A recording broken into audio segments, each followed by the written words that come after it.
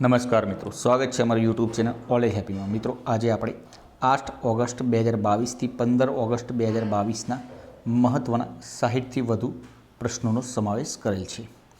શરૂઆત કરીએ ફર્સ્ટ નંબરના ક્વેશ્ચનથી.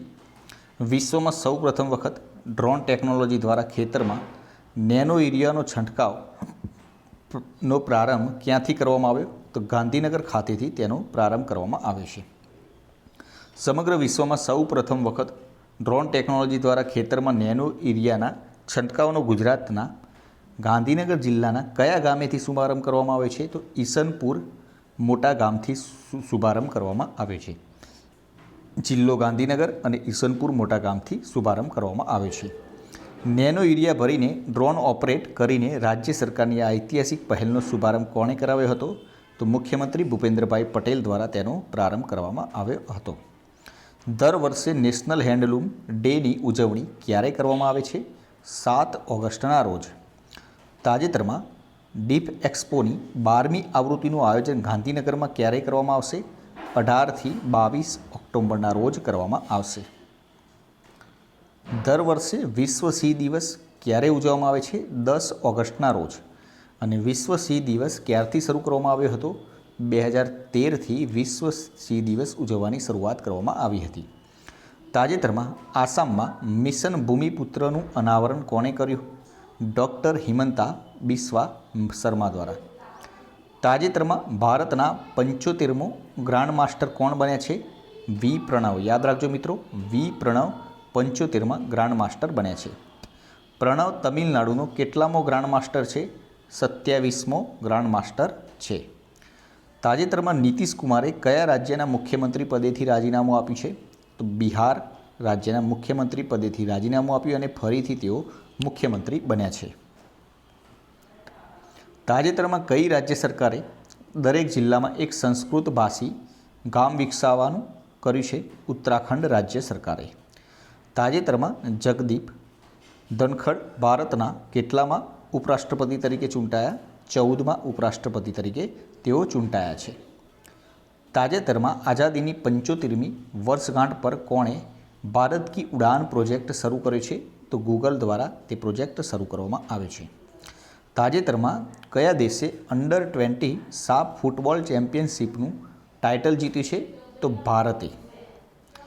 તાજેતરમાં કયા શહેરમાં દવા ઉદ્યોગ માટે પશ્ચિમ ભારતનો સૌથી મોટો ફાર્મટેક અને લેબટેક વેપાર મેળો શરૂ થયો?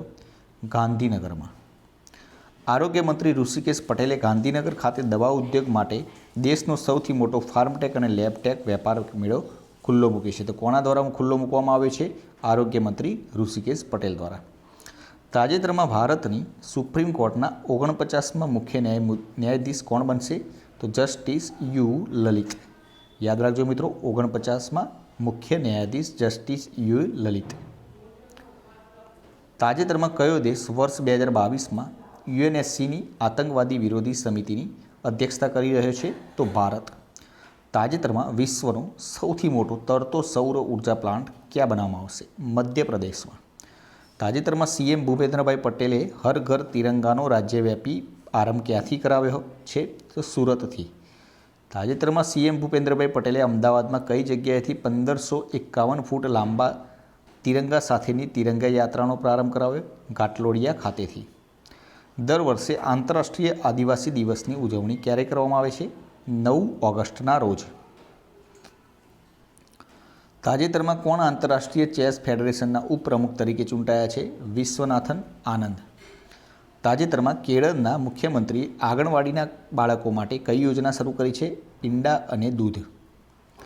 તાજેતરમાં આધ્યાત્મિક નેતા દલાઈ લામાને લદ્દાખના કયા પુરસ્કારથી સન્માનિત કરવામાં આવ્યા છે? તો સર્વોચ્ચ નાગરિક પુરસ્કારથી તેમને સન્માનિત કરવામાં આવ્યા છે. અને હા મિત્રો, જો તમે આની પીડીએફ લેવા માગતા તો ડિસ્ક્રિપ્શનમાં ટેલિગ્રામ ચેનલની લિંક આપેલી છે, જ્યાંથી જોડાઈ જજો. 24 કલાકની અંદર તમને આની પીડીએફ પણ મળી જશે. તાજેતરમાં વિશ્વમાં પ્રથમ વખત ડ્રોન ટેકનોલોજી દ્વારા ખેતરોમાં નેનો યુરિયાના છંટકાવનો પ્રારંભ ભારતના કયા રાજ્યએ કર્યો? આગળ જોઈ ગયા, ગાંધીનગર ખાતેથી. અને રાજ્ય ગુજરાત. તાજેતરમાં બિહારના નવા મુખ્યમંત્રી તરીકે શપથ કોણે લીધા? તો નીતિશ કુમારે. નીતિશ કુમાર કેટલામી વાર મુખ્યમંત્રી તરીકે શપથ લીધા? તો યાદ રાખજો મિત્રો, 8મી વાર મુખ્યમંત્રી તરીકે તેમણે શપથ લીધા છે. બિહારના ઉપમુખ્યમંત્રી તરીકે કોણે શપથ લીધા? તો તેજસ્વી યાદવે.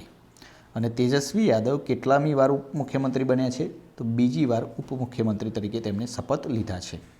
તાજેતરમાં 2022માં સ્વાતંત્ર્ય દિવસની રાજ્ય કક્ષાની ઉજવણી ક્યાં કરવામાં આવશે? તો મોડાસા ખાતે કરવામાં આવી છે. સીએમ ભૂપેન્દ્ર પટેલે વિશ્વ આદિવાસી દિવસની રાજ્યવ્યાપી ઉજવણીનો આરંભ ક્યાં કરાવ્યો? તો દાહોદ ખાતેથી તેનો આરંભ કરાવવામાં આવ્યો હતો. તાજેતરમાં આઈઓએસે કોમનવેલ્થ ગેમ્સ 2022ના સમાપન સમારોહ માટે કોને ભારતના ફ્લેગ બેરર્સ તરીકે જાહેર કર્યા છે? તો સમાપન સમારોહમાં યાદ રાખજો મિત્રો, સમાપન સમારોહમાં, ઉદ્ઘાટનની વાત નથી. તો અચંતા શરથ અને નિખત ઝરીનને ફ્લેગ બેરર્સ તરીકે ભારતના જાહેર કરવામાં આવે છે.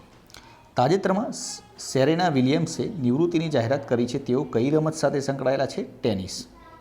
તાજેતરમાં ઓઇલ ઇન્ડિયા લિમિટેડના નવા સીએમડી તરીકે કોને નિયુક્ત કરવામાં આવ્યા? રણજીત રથને. તાજેતરમાં કયા રાજ્યની સરકારે આવતા શૈક્ષણિક વર્ષમાં 100% એનઈપી એટલે કે નેશનલ એજ્યુકેશન પોલિસી લાગુ કરવાની જાહેરાત કરી છે? તો ગોવા રાજ્ય સરકારે. તાજેતરમાં ઇસરોએ કઈ જગ્યાએથી દેશનું સૌથી નાનું રોકેટ લોન્ચ કર્યું છે? આંધ્રપ્રદેશ. તાજેતરમાં કેન્દ્ર સરકાર દ્વારા શરૂ કરવામાં આવેલ લિંકિંગ ટેક્સટાઇલ વિથ ટુરિઝમ પહેલમાં ગુજરાતના કયા ગામનો સમાવેશ થયેલ છે? તો વાડજ. તાજેતરમાં મોદી @20 ડ્રીમ્સ મીટ ડિલિવરી કાર્યક્રમ ક્યાં યોજાયો હતો? ગાંધીનગરમાં. તાજેતરમાં આઈટીસી નર્મદા પ્રોપર્ટીનું ઉદ્ઘાટન કોના દ્વારા કરવામાં આવ્યું? મુખ્યમંત્રી ભૂપેન્દ્રભાઈ પટેલ દ્વારા. આઈટીસી નર્મદા એ આઈટીસી હોટેલ્સની કેટલામી પ્રોપર્ટી છે? તે ભારતની 15મી હોટલ્સ છે અને ગુજરાત રાજ્યની 12મી પ્રોપર્ટી છે. તાજેતરમાં ગુજરાતની પ્રથમ ઓડિયોલોજી અને સ્પીચ લેંગ્વેજ પેથોલોજી કોલેજનો આરંભ ક્યાં કરવામાં આવ્યો? અમદાવાદ ખાતેથી.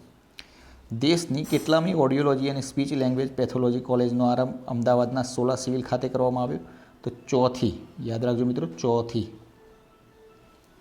તાજેતરમાં કોણે પાણીપત ખાતે નવનિર્મિત 2G ઇથેનોલ પ્લાન્ટનું ઉદ્ઘાટન કર્યું? નરેન્દ્રભાઈ મોદી દ્વારા. દર વર્ષે વર્લ્ડ એલિફન્ટ ડેની ઉજવણી ક્યારે કરવામાં આવે છે? 12 ઓગસ્ટના રોજ. વિશ્વ હાથી દિવસની શરૂઆત ક્યારે કરવામાં આવી હતી? 12 ઓગસ્ટ 2022ના રોજ.